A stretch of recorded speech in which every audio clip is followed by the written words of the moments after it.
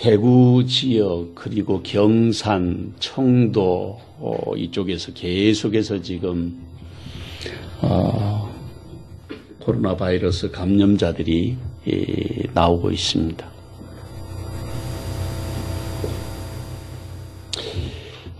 왜 그럴까? 생각해 보셨습니까? 대림동에 가면 중국인들로 꽉 찼습니다. 대림동 가보세요. 여기가 우리나라인지 중국인지 분간이 안 될 만큼 중국인들 간판으로 가득 찼어요. 근데 이쪽에 별로 그렇게 많이 발생이 안 되죠.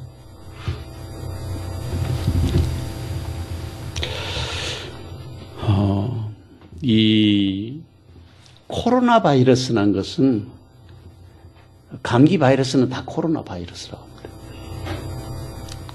코로나 바이러스가 이렇게 입원에만 따로 있는 게 아니라 이게 본래 감기 바이러스는 현미경으로 들여다보면 이게 왕관처럼 이게 라틴어 코로나, 영어로는 크라운, 그 바이러스 모양새가 그렇게 생겼다 그래요.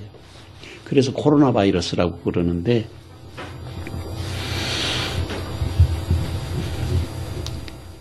이것이 우리나라에 지금 전국적으로 퍼진 것 같으면서도 대구, 경산, 그리고 청도 이쪽에 많이 발생하는데 그 중에서도 어디에서 발생하고 있냐면 뉴스를 가만히 살펴보세요.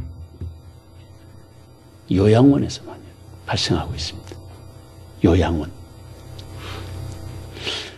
지금 계속해서 요양원에서 집단 감염이 되고 있죠. 그 요양원에는 누가 갑니까?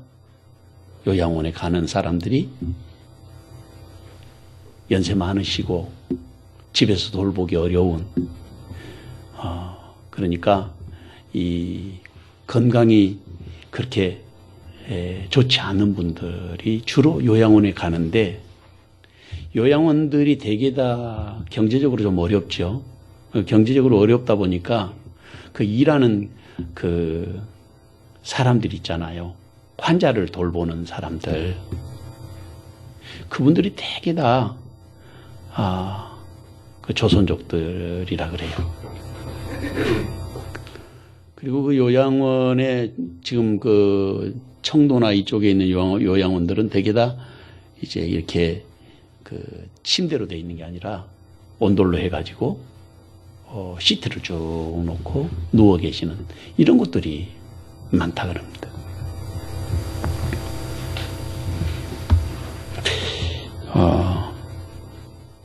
우한 폐렴 바이러스가 이게 우리나라에서 원인도 모르고 또 이유도 알 수 없이 이렇게 발생했다. 요즘엔 중국에서 도리어 우리가 그 발원지가 아니다 이런 소리까지 지금 하고 있잖아요. 그럼 어디가 발원지라는 거예요? 우리한테 지금 이게 덮어씌우려는 것이 아닌가 그런 생각이 들어요.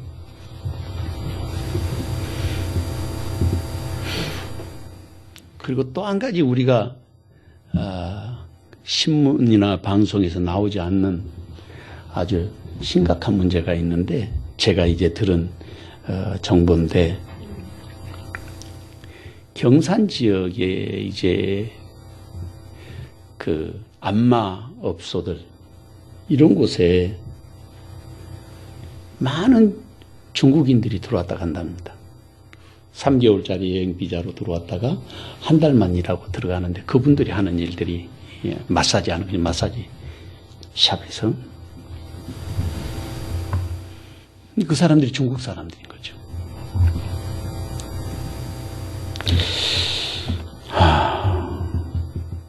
그러니까 우리 본래 우리나라 사람들한테는 우한 바이러스 19 이게 우리나라에서 발생한 게 아니라는 거예요. 지금도. 그리고 이제 한 가지 우리가 너무 걱정을 해서 지금 이 정부가 여러 가지 물론 잘 하려고 하겠지만 세계에서 제일 많이 검사해서 그 의료 능력은 충분히 세계적으로 인정받을 만큼 그렇게 지금 우리 의사들 수준이 그 정도 됐다 그래요. 그런데 이 코로나 바이러스가 감기 독감 바이러스에 비해서 얼마나 위험하냐? 한 2배 정도 위험하다고 합니다. 독감으로 인해서 돌아가시는 분들이 0.2% 정도 되는데 이번에 우한 코로나 바이러스 19 이것으로 인한 치사율은 0.58% 정도 된답니다. 그러니까 2배 조금 더 되죠. 그러니까 우리가 생각하는 것처럼 그렇게 엄청나게 무서운 게 아니고 돌아가신 분들은 대개 다 건강에 문제가 있는 분들이 주로 돌아가시지 건강한 사람들은 이겨낼 수 있고 그리고 또 한 가지 우리가 이겨낼 수 있는 것은 감기 기운이 좀 있다든지 이 우한 바이러스도 역시 마찬가지지만 비타민 C 그거를 작게는 한 알, 많게는 6알까지도 하루에 섭취하면 그렇게 문제가 안 된다 그래요. 너무 염려하지 마시고 그러나 늘 손 씻기 잘 하시고 일단 정부에서 지금 장려하고 우리 교단에서도 장려하는 것이니까 들어오는 입구에 손을 깨끗하게 할 수 있도록 만들어 놓은 거 하고 또 이게 뿌리는 것도 있는데 제일 좋은 거는 제가 해보니까 물로 깨끗이 씻는 것이 최고인 것 같아요. 손에 그거 만지면 그거 얼굴 만지고 눈 이렇게 건들면요, 그 화학 제품이기 때문에 건강에 별로 안 좋은 것 같아요. 손 씻는 것이 최고입니다. 하나님 주신 은혜와 사랑으로 우리가 이게 많이 침체되지만 별거 아니에요. 우리 건강하게 하나님이 주신 은혜와 사랑 가운데 바로 서는 위로가 함께 하시기를 주의 이름으로 축원합니다.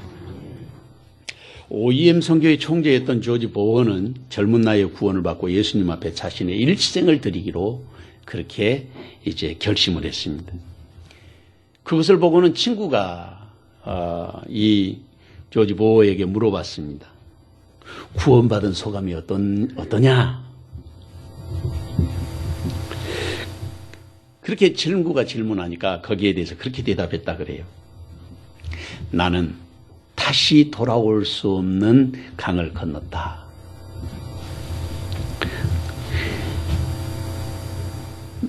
노 터닝 백이라고 하는 그런 말을 했다 그러는데 나는 이제 앞으로 갈 수밖에 없다. 그렇습니다.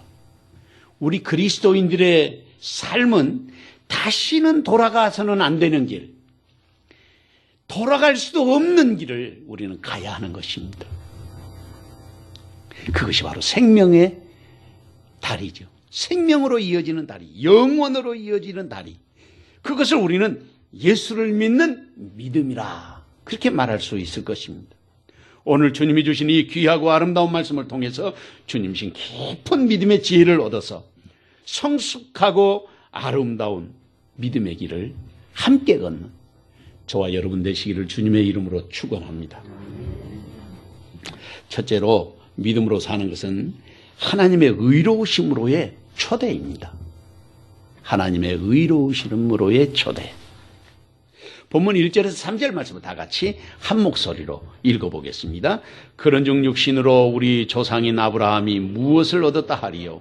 만일 아브라함이 행위로서 의롭다 하심을 받았으면 자랑할 것이 있으려니와 하나님 앞에서는 없느니라. 성경이 무엇을 말하느냐? 아브라함이 하나님을 믿음에 그것이 그에게 의로 여겨진 바 되었느니라. 아멘. 본문 말씀을 이해하기 위해서는 바로 앞에서 말씀하고 있는 3장의 말씀을 읽어야 이해가 쉽습니다. 3장 31절 말씀을 보면 거기에 그렇게 기록해 놨어요. 그런즉 우리가 믿음으로 말미암아 율법을 파기하느냐? 그럴 수 없느니라. 도리어 율법을 굳게 세우느니라. 그렇게 말했습니다. 믿음이 율법을 굳게 세운다는 거예요. 율법을 파기하는 것이 아니라 율법을 굳게 세우는 것이 믿음이다. 바울 사도는 그렇게 이야기하고 있어요. 어렸을 때에 제가 신앙생활 하면서 배우면서 목사님들이 율법은 없어져야 될 것, 파기되어야 될 것, 이런 식으로까지 극단적인 그런 복음주의자? 그 복음이 아닌데 사실은 그런 말씀들을 배우고 자랐거든요. 근데 성경을 읽으면서 거기에 대한 여러 가지 의혹들이 많이 생겨났어요. 그러니까 우리가 말씀을 볼 때 그 말씀이 무엇을 말하고 있는가를 꿰뚫어 볼 수 있는 안목이 열려져야 되거든요. 여기에 우리가 믿음으로 말미암아 율법을 파기하느냐 그럴 수 없느니라 도리어 율법을 굳게 세우느니라. 믿음은 그러니까 율법을 세우는 것이어야 되는 것이지 파기하는 것이 아니라는 것이죠. 그러니까 율법과 믿음은 분리해내는 것이 아니라 하나라는 사실입니다. 수레의 두 바퀴처럼. 여기에 두 단어, 율법과 믿음을 구별하여 따로 세우는 것이 아니라 여기에 공통점이 있는데 율법도 그 율법을 지키면 우리를 의롭게 하고 우리가 또 믿으면 그 믿음을 통해서 하나님께서 우리를 의롭게 하신다는 거예요. 로마서 3장 말씀은 우리에게 분명하게 가르쳐 주시기를 율법을 행하는 사람은 의롭다 하심을 입는다. 이렇게 가르쳐 주고 있어요. 율법을 행하는 자. 그리고 이어서 본문의 말씀에서도 믿음으로 의롭게 된다. 율법을 행하는 자와 믿음을 가진 자. 이것은 궁극적으로 어디에 도달하느냐면 의롭다고 하시는 하나님이 의롭게 여기시는 자리에 우리를 이르게 만들어준다는 데서 공통점이 있다. 이렇게 말할 수 있습니다. 그런데 본문의 말씀에서 아브라함을 통해서 우리에게 가르쳐 주시고자 하는 말씀이 있다는 것입니다. 아브라함을 통해서 가르쳐 주시는 말씀을 통해서 우리에게 뭘 이야기하시느냐? 너의 믿음과 너의 수고와 너의 희생과 헌신 모든 것은 자랑하는 것이 아니라 그건 당연한 것이라는 거죠. 그리고 아브라함이 하나님을 믿음에 그것이 그에게 의로 여겨진 바 되었느니라. 하나님을 믿음에 그것이 의로 여겨진 바 되었다고 말씀하고 있습니다. 여기서 중요한 말씀 속에 감춰져 있는 뜻이 하나 있는데 그것은 아브라함이 의로운 것이 아니라는 거예요. 이것은 엘로기조마이라 그러는 단어를 쓰고 있는데 아브라함이 하나님을 믿으니까 하나님께서 아브라함을 의롭다고 인정해 주시는 것이죠. 의롭다고 인정해 주신 것이지 아브라함 자체가 의로운 것이 아니에요. 의롭다 하는 것은 누구로부터 오는 것이냐면 하나님으로부터 옷을 입는 것처럼 덧입혀지는 것입니다. 그것을 신학적인 용어로는 칭의라 그렇게 말하는 거예요. 그러니까 우리에게 있어서 율법을 따라 살아가는 그 행동하는 율법, 그 행동하는 율법이라도 그것이 의로운 것이 아니라 의롭다 하심을 얻는 것이 되는 거죠. 그것뿐만 아니라 하나님을 믿는 믿음도 그것이 우리가 믿음으로 살았을 때에 그 믿음으로 산 그것을 통해서 우리를 의롭다 하신다는 것입니다. 그러니까 의롭다 하는 그것이 이제 율법은 행동을 통해서 주어지는 것이고 그 행동을 통해서 주어지는 그 율법의 의로움은 사실은 그 속에 감춰진 비밀이 하나 있는데 그게 뭐냐면 예수 그리스도에 대한 그림자라는 것이죠. 예수 그리스도에 대한 모형, 신학적으로도 모형론이라는 게 있는데 그 모형을 통해서 궁극적으로 율법을 실천하는 것은 예수 그리스도를 믿는 믿음으로 가는 길이에요. 그걸 말하는 거예요. 그러니까 이것을 다시 믿는다, 믿음으로 의롭다는 함을 받는다는 말은 예수 그리스도를 믿는 믿음을 말하는 것인데, 그 예수를 믿는다는 것은 십자가에 달려 돌아가신 예수님, 그 십자가가 바로 나의 죄를 대신하여 십자가에 달려 돌아가셨다고 하는 그 사실을 믿는 믿음으로 우리가 의롭다함을 받는 것입니다. 그러니까 율법을 가만히 살펴보면 그 율법은 오실 메시아의 그림자로 미리 이런 분이 오실 것이라는 것을 보여주고 계시는 것이죠. 그러니까 결국에는 율법과 십자가는 바로 의로움이라는 것이 그 중앙에 관통하고 있어요. 그것을 꿰뚫고 있어요. 그걸 하나 되게 하고 있다. 우리는 그렇게 이해할 수 있는 것입니다. 그러니까 율법도 하나님의 은혜이고 믿음도 하나님의 은혜가 아니겠느냐는 말입니다. 시대와 역사를 따라서 하나님의 베푸신 구원의 통로가 그렇게 나타나진 것입니다. 율법 시대 때는 율법으로, 주님이 오시는 그 시대에는 주님이 오신 십자가를 통해서 우리에게 그것을 깨닫게 해주신 것입니다. 시대와 역사를 따라서 하나님이 베푸신 그 구원의 통로를 보여주신 것이다. 그렇게 말할 수 있습니다. 본문 16절 하반절 말씀 보면 그렇게 말하고 있습니다.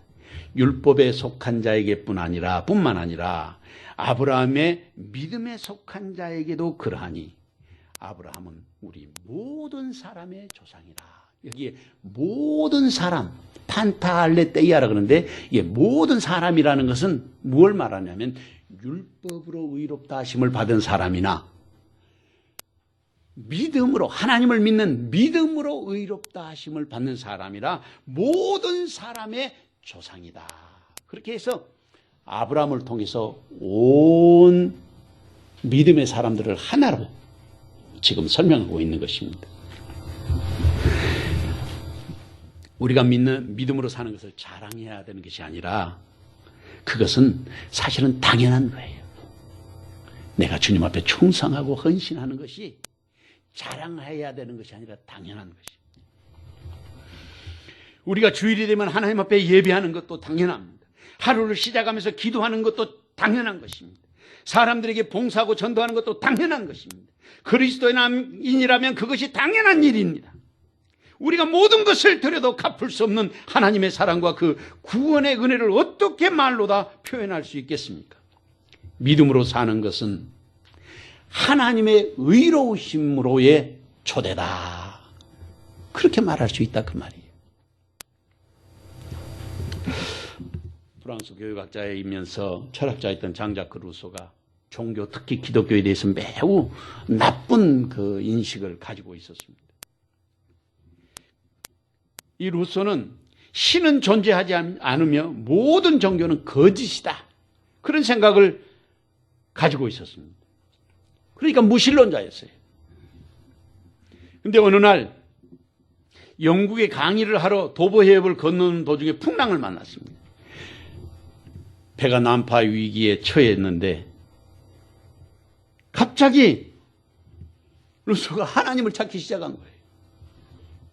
평소에 그 모습을 잘 아는 동행했던 친구가 그것을 보고는 물어봤습니다. 여보게, 존재하지도 않는다고 말하던 하나님에게 기도를 하다니 무슨 일인가? 그냥 놀라서 기도하는 건가? 아니면 갑자기 유실론자로 생각이 바뀐 것인가?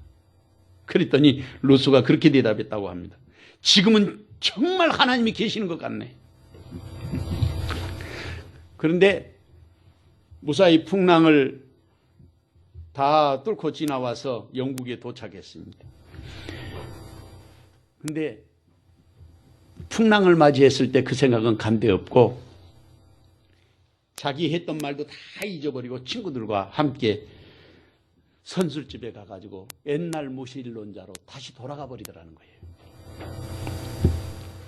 히브리서 11장 6절 말씀에 보면 믿음이 없이는 하나님을 기쁘시게 못하나니 하나님께 나가는 자는 반드시 그가 계신 것과 또한 그가 자기를 찾는 자들에게 상 주시는 이심을 믿어야 할지니라. 사랑하는 성도 여러분, 하나님의 의는 율법과 함께 믿음의 중심을 관통해서 역사하는 하나님의 능력을 말합니다. 그 크신 은혜와 사랑을 우리는 감당할 수 없어서 오직 할 수 있는 일이란 찬송하고 영광을 돌리고 주님 앞에 자신의 삶을 드리는 삶을 사는 것 이외에는 우리가 아무것도 할 수 없는 것입니다. 하나님은 우리를 구원하셨습니다. 그리고 하나님은 우리를 하나님의 자녀로 부르신 것입니다.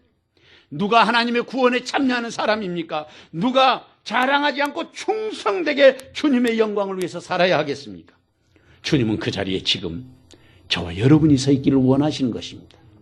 이 귀한 종이 이 시간 저와 여러분에게 함께 하시기를 주님의 이름으로 축원합니다. 둘째로 믿음은 아브라함의 축복으로의 우리를 부르심입니다. 본문 4절에서 9절 말씀을 다 같이 한 목소리로 읽어보겠습니다. 일하는 자에게는 그 싹이 은혜로 여겨지지 아니하고 보수로 여겨지거니와 일을 아니할지라도 경건하지 아니한 자를 의롭다 하시는 이를 믿는 자에게는 그의 믿음을 의로 여기시나니 일한 것이 없이 하나님께 의로 여기심을 받는 사람의 복에 대하여 다윗이 말한 바 불법이 사함을 받고 죄가 가려짐을 받는 사람들은 복이 있고 주께서 그 죄를 인정하지 아니하실 사람은 복이 있도다 함과 같으니라. 그런즉 이 복이 할례자에게냐 혹은 무할례자에게도냐 무릇 우리가 말하기를 아브라함에게는 그 믿음이 의로 여겨졌다 하노라. 아멘. 일하는 자에게는 그 싹이 은혜로 여기지 아니하고 보수로 여겨진다는 것입니다. 이 말은 예나 지금이나 일반적인 우리의 삶의 원칙을 설명하고 있는 것입니다. 우리가 직장에 나가서 일하면서 수고의 대가로 월급을 정당한 것으로 받고 그리고 그것을 은혜라고 생각하는 사람은 별로 없습니다. 이 문장으로 설명하면 오늘 본문의 말씀에 그 설명을 대꾸로 설명하고 있는데 5절 이하의 말씀을 보면 일을 아니할지라도 경건하지 아니한 자를 의롭다 하시는 이를 믿는 자에게는 그의 믿음을 의로 여기시나니라고 말하고 있습니다. 여기서 우리가 먼저 말씀을 설명해야 될 필요가 있는데 그것은 일을 아니할지라도 경건하지 아니한 자를 의롭다 하시는 이를 믿는 자. 그러니까 경건하지 아니한 자는 이 말은 누구를 말하냐면 바로 오늘 저와 여러분을 말하는 것입니다. 그리고 그 경건하지 않는 자를 의롭다고 여기시는 분, 그분은 누구냐면 우리 아버지 하나님이신 거죠. 죄악 속에 살아가는 우리를 하나님께서 소망 없는 우리를 의롭다고 인정해 주시는 것. 그걸 흔히 우리는 하나님의 은혜라 이렇게 말하죠. 그런데 이 말씀을 가만히 살펴보면 죄 가운데 살아서 소망 없는 존재라는 사실을 아시면서도 우리를 부르시고 우리를 용서하시고 또 우리에게 의롭다 하시는 그분을 믿는 그 믿음을 우리가 하나님께서 받아주시고 그리고 우리를 의롭다 하신다는 것이죠. 이게 하나님의 신비예요. 이것이 하나님의 자비예요. 이게 하나님의 은혜예요. 그런 은총을 받은 사람에 대해서 본문에서 말씀하신 믿음의 사람이 있는데 그 사람이 바로 다윗이라는 사람입니다. 본문 7절 이하의 말씀은 시편 32편 1절 2절 말씀에 나오는 내용의 말씀을 인용한 말씀입니다. 불법이 사함을 받고 죄가 가려짐을 받는 사람들은 복이 있고 주께서 그 죄를 인정하지 아니하실 사람은 복이 있도다 함과 같으니라. 여기에 그 형용사 가운데 받는 이제 주격조사인데 은는가 이 여기 주격조사인데 그 받는과 받은의 차이가 있어요. 받는은 현재 진행, 현재적인 용어이고 받은은 과거의 용법이에요. 여기에 그러니까 지금도 계속해서 우리가 하나님 앞에 용서함을 받는 자 되는 것이죠. 하나님 앞에서. 복 있는 사람은 어떤 사람인가? 복 있는 사람이 어떤 사람인지를 여기에 말씀하고 있는데 그게 첫째는 불법이 사함을 받고 죄가 가려진 사람들이 복이 있다는 것입니다. 둘째는 주께서 그 죄를 인정하지 아니하실 사람도 복이 있다. 죄를 인정하지 않는다는 거예요. 출애굽기 34장 7절 말씀을 제가 찾아보니까 모세에게 하나님이 그런 말씀을 하셨어요.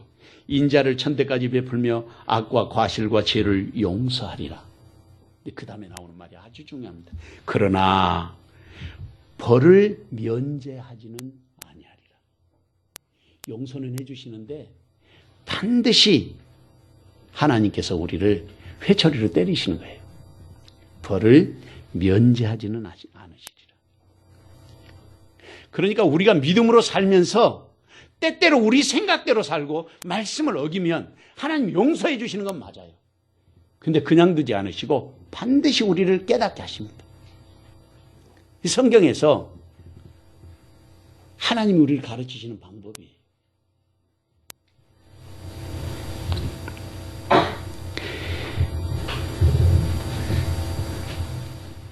그래서 제가 말씀을 준비하면서 가만히 생각해 보니까 다윗의 삶이 그랬어요. 그리고 우리의 삶을 가만히 살펴보면 반드시 우리도 그렇게 살고 있어요.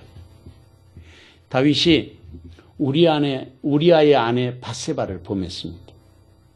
그 사건으로 그것을 덮으려고 다윗이 우리아를 전쟁터 맨 최전선에 내보냈습니다. 그리고 죽음을 당하게 해요. 다른 사람의 손에 의해서 죽게 해요. 이것을 한자 말로는 차도살인이라 그래요. 자기가 죽이지 않고 다른 사람을 통해서 죽이게 하는 거죠. 그러니까 그 일이 있은 다음에 하나님의 사람 나단 선지자가 다윗을 찾아와요. 그리고 꾸짖었습니다. 나단이 죄를 지적하니까 그때야 다윗이 내가 잘못했습니다 하고 회개를 해요.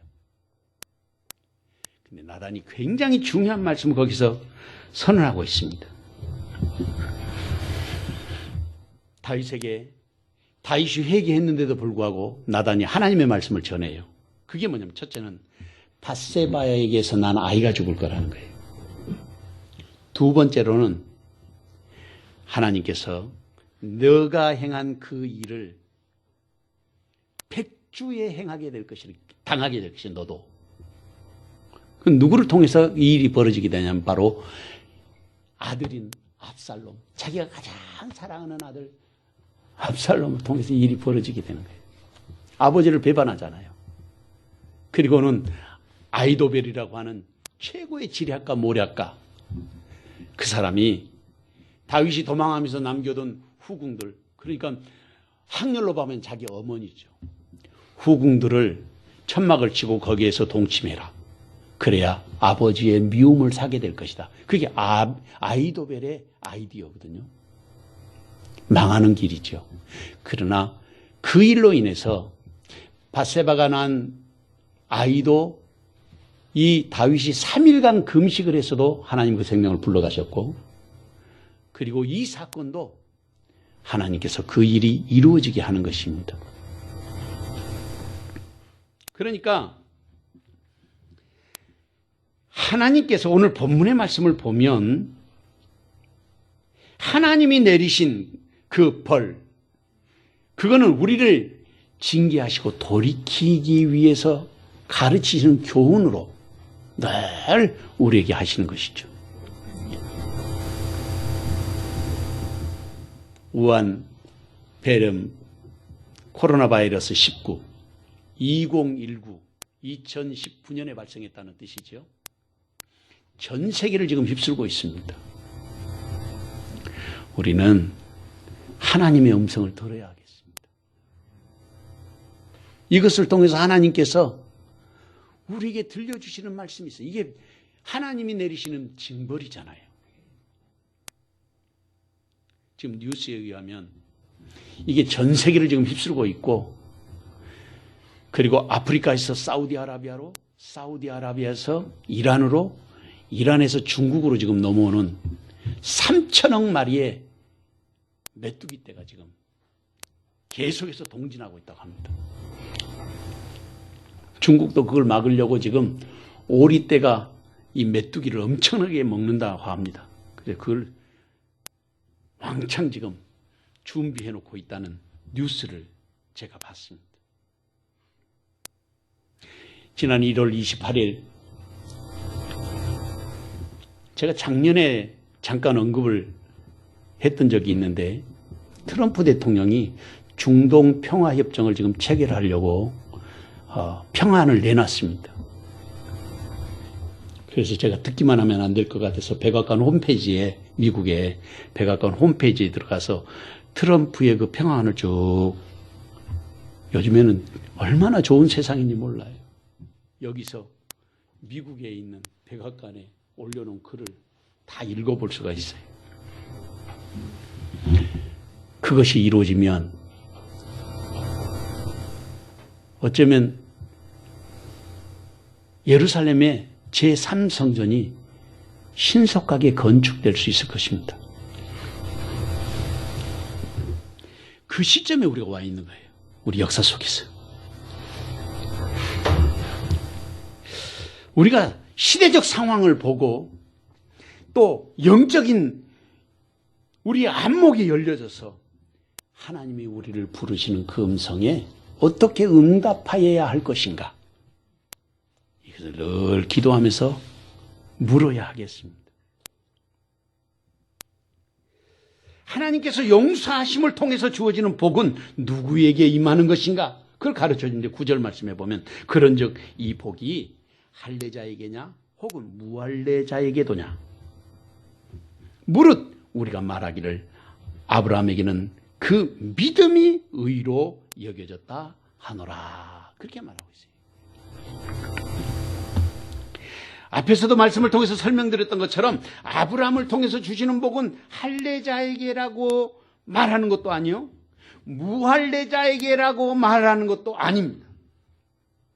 그것과 상관없이 오직 아브라함에게는 그의 믿음이 의로 여겨졌다, 그렇게 지금 말씀하고 있습니다. 그러니까 여기에서 율법 아래에 있는 할례자, 다시 말하면 유대인이나 율법 없는 자라는 무할례자, 즉 이방인과 함께 아우러서 품어내는 그 그릇이 믿음이라는 그릇으로 담아낸다는 거죠.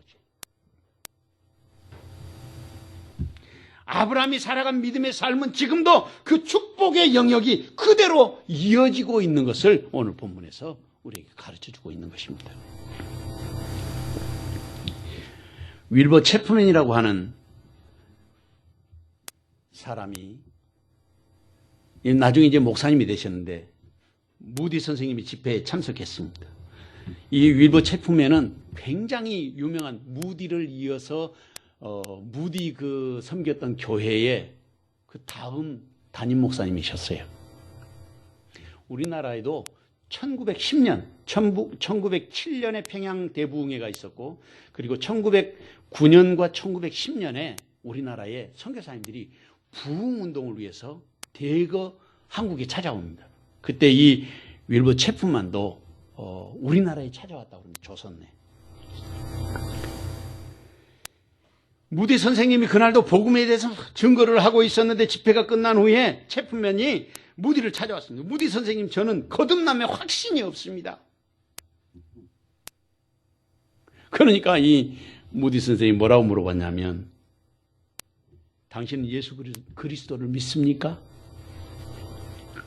그랬더니 체프맨이 뭐라 그러냐면, 저는 믿기는 믿는데 자신이 없습니다. 그러자 무디가 요한복음 5장 24절 말씀을 읽어보라고 그랬습니다. 내가 진실로 진실로 너에게 이르노니 내 말을 듣고 또 나 보내신 이를 믿는 자는 영생을 얻었고 심판에 이르지 아니하나니 사망에서 생명으로 옮겼느니라.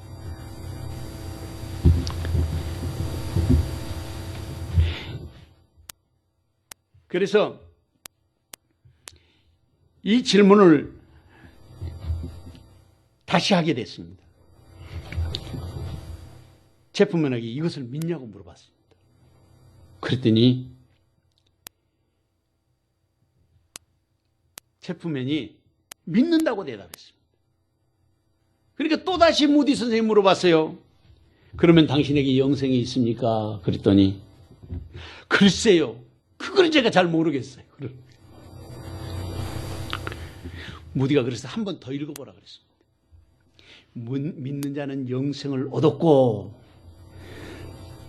그러니까 또 물었습니다. 이제 당신이 믿어집니까? 그러니까 제프맨이 제가 믿는다고 여러 번 말씀드리지 않았습니까? 그러니까 또 물었어요. 당신에게 영생이 있습니까? 글쎄 제가 그걸 잘 모르겠습니다. 그러니까 무디가 화를 내면서 큰 소리로 뭐라고 말했냐면 당신이 뭔데 하나님을 무시합니까? 하나님이 약속하셨으면 그 말씀 그대로 되는 것이지 당신이 뭔데 하나님을 무시하느냐고. 그 말을 들은 순간 이 제프맨이 크게 깨닫고 하나님 앞에 서원하고 신학을 해서 주의 종이 됐다고 합니다.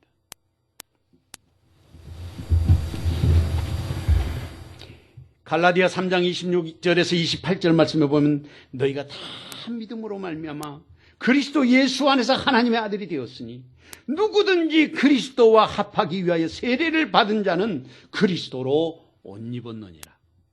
너희는 유대인이나 헬라인이나 종인이나 자유인이나 남자나 여자나 다 그리스도 예수 안에서 하나이니라. 그렇게 말했습니다. 사랑하는 성도 여러분, 우리는 아브라함에게 약속하셨던 하나님의 복을 누리기 위해서 부르심을 입은 자들이라는 말입니다. 이것을 잊으면 안 되겠습니다. 누가 경건하지 않아도 의롭다심을 입어야 할 사람입니까? 누가 믿음의 사람이 되어야 할 사람입니까? 누가 믿음으로 의롭다심을 입어서 아브라함이 누렸던 그 복에 초대된 사람이어야 하겠습니까? 그 자리에 주님은 지금 저와 여러분을 부르고 계시는 것입니다. 이 귀한 종이 이 시간 저와 여러분에게 함께 하시기를 주님의 이름으로 축원합니다. 마지막으로 우리는 믿음의 자치를 따르는 사람들입니다. 본문 10절에서 12절 말씀을 다 같이 한 목소리로 읽어보겠습니다. 그런즉 그것이 어떻게 여겨졌느냐? 할례시냐 무할례시냐? 할례시가 아니요 무할례시니라. 그가 할례의 표를 받은 것은 무할례시의 믿음으로 된 의를 인친 것이니 이는 무할례자로서 믿는 모든 자의 조상이 되어 그들도 의로 여기심을 얻게 하려 하심이라. 또한 할례자의 조상이 되었나니 곧 할례 받을 자에게뿐 아니라 우리 조상 아브라함이 무할례시에 가졌던 믿음의 자치를 따르는 자들에게도 그러하니라. 아멘. 믿음으로 의롭다 하심을 얻게 된 것이 아브라함이 할례를 받았을 때냐 아니면 할례를 받지 않았을 때 얻은 것이냐, 그런 질문을 하고 있습니다. 그러면서 아브라함이 믿음으로 의롭다 하심을 받은 것은 무할례시였다는 것입니다.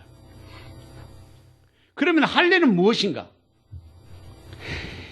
창세기 15장 6절 말씀을 보면 아브라함이 여호와를 믿으니 여호와께서 이를 그의 의로 여기셨다, 그렇게 말하고 있습니다. 그리고 17장을 보면 창세기 17장의 말씀에서 아브라함을 아브라함이라 부르지 말고 아브라함이라고 하라고 말합니다. 그러면서 아브라함의 자손이나 돈으로 산 종이라 할지라도 남자아이는 낳은 지 8일 만에 할례를 받도록 하라고 했습니다. 그리고 다시 본문 11절 말씀을 읽어보면 말씀이 이해가 됩니다. 그가 할례의 표를 받은 것은 무할례 시에 믿음으로 된 의를 인친 것이니 이는 무할례자로서 믿는 모든 자의 조상이 되어 그들도 의로 여기심을 얻게 하려 합니다. 할례라는 것이 여기에서 할례는 믿음으로 된 의를 인친 것이다, 도장 찍은 것이다, 확정해 준 것이다, 확인해 줬다는 말씀입니다. 그러니까 할례를 받았다는 것은 확인해 줬다는 것이지 그 이전에 하나님을 믿으니 의로 여겼다는 것이 폐기된 것이 아니라는 거죠. 그리고 할례를 받는다, 다시 말하면 율법 안에 있다는 것도 역시 마찬가지로 믿음으로 의롭다 하심을 받은 확인 도장이 되는 것입니다. 그걸 지금 11절에서 말하고 있습니다. 그리고 무할례자일 때에 믿음으로 의롭다 하신 것은 무할례자로서 믿는 모든 사람들의 조상이 되어서 그들도 역시 의로 여김을 받게 하기 위함이라, 그렇게 말했어요. 그러니까 율법 안에 있든지 율법 밖에 있든지 아브라함으로 하나 되게 하시는 일을 하셨다는 것입니다.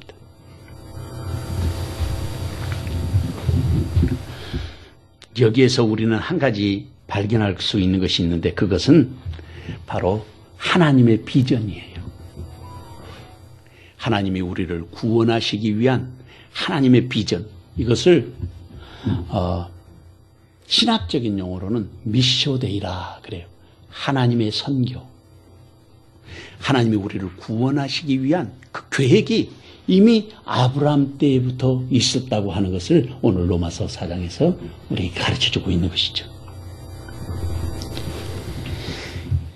할례자나 무할례자나 그리스도 예수 안에서 구원하시기 위한 하나님의 계획이 아브라함 때부터 이미 이루어졌다, 이것을 가르쳐 주신 거예요. 그리고 다시 보면 12절 말씀을 보면, 또한 할례자의 조상이 되었나니 곧 할례 받을 자에게뿐 아니라 우리 조상 아브라함이 무할례 시에 가졌던 믿음의 자치를 따르는 자들에게도 그러하니라. 그러니까 율법 안에 있는 유대인들뿐만 아니라 율법 안에 있지 않는 이방인들이 믿는 믿음으로도 역시 하나님 앞에서 의롭다 하심을 얻게 하신 것이다 하는 이 영적인 원리를 바울 사도가 오늘 본문에서 우리에게 설명하고 있는 것입니다. 그러니까 그리스도인들은 아브라함이 무할례 시에 가졌던 그 믿음의 자치를 따르는 사람이라는 것입니다. 오늘 우리는 그 믿음의 자치를 따라서 살아가는 사람들이라고 하는 사실을 확인할 수 있는 것입니다. 그리고 그 믿음의 자치는 무엇을 위해서 따라가게 하느냐면 아브라함에게 허락해 주셨던 하나님의 복, 이게 성경에 나와 있는 그 가장 중심되는 복이라는 단어가 시편 1편에 나와 있습니다. 복 있는 사람은 죄인의 길에 서지 아니하며 악인의 꾀에 따르지 아니고 오직 오만한 자의 자리에 앉지 아니하고 오직 여호와의 율법을 즐거워하여 그 율법을 주야로 묵상하는 자로다. 그 복이라는 단어가 아시레라고 하는 단어예요. 근데 이 아시레라는 것은 흔히 우리가 오해하기 쉬운데, 그 아시레라는 것은 영적인 축복과 물질적인 축복을 동시적으로 이야기하는 거예요. 하나님께서.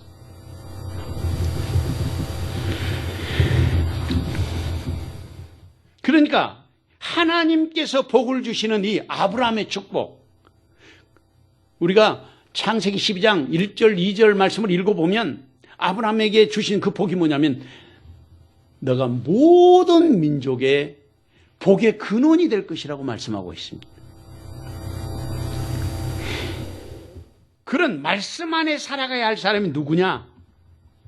아브라함의 축복의 자리에 함께 세우심을 입어야 할 사람이 누군가 하고 묻는다면 그 사람이 바로 저와 여러분이라고 성경은 가르쳐주고 있는 것입니다. 예수님을 나의 구주로 영접한 그 사람이 바로 아브라함에게 주신 그 축복의 자리에 서 있는 것입니다. 예수님을 주님으로 받아들이고 하나님을 믿기로 작정된 사람들은 다 믿게 되는 것처럼 그 사람들이 바로 여기에 해당되는 사람 아니겠습니까? 아브라함이 할례 받기 전에 살았던 그 믿음의 자치를 따른 사람들에게 주시는 하나님의 은총이 지금도 우리에게 그대로 흐르고 있는 것입니다. 올해 2020년은 세계 간호사의 해입니다. 뿐만 아니라 플로렌스 나이팅게일의 탄생 200주년을 기념하는 해가 바로 올해입니다. 우리가 너무나도 잘 아는 나이팅게일은 30살 되던 날 이런 일기를 썼습니다. 오늘로 내 나이 30이 되었다. 예수님이 그의 사명을 시작한 나이다. 주님, 오늘부터 당신의 부르심에 따라 살겠습니다.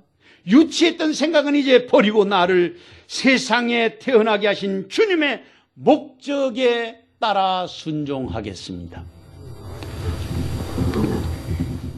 그 후 나이팅게일은 헌신적인 삶을 살았습니다. 1854년 발발한 크림 전쟁터에 나이팅게일은 24명의 수녀와 14명의 직업 간호사들을 이끌고 전쟁터에서 부상자들을 돌아오면서 위대한 업적을 쌓게 되었습니다. 어느 날 그녀에게 성공한 삶의 비결이 무엇이냐고 묻는 기자에게 그렇게 대답했다고 합니다. 비결은 하나뿐입니다. 주님께서 나를 불러주신 그 뜻에 자신의 삶을 맡기고 사는 것입니다.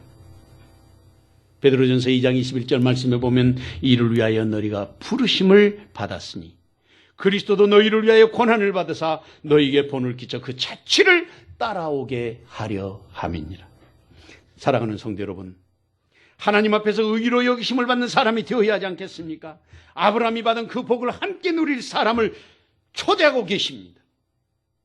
누가 믿음으로 아브라함의 반열에 서야 하겠습니까? 누가 아브라함의 믿음의 자취를 따라가며 하나님이 인정하시는 축복의 자리에 서야 하겠습니까? 그 자리에 주님은 지금 저와 여러분을 부르고 계시는 것입니다. 이 귀한 종이 시간 저와 여러분에게 함께 하시기를 주님의 이름으로 축원합니다. 사랑하는 주님, 주의 은혜와 사랑을 감사합니다. 이 아침도 복되게 하시고 우리로 하여금 하나님 앞에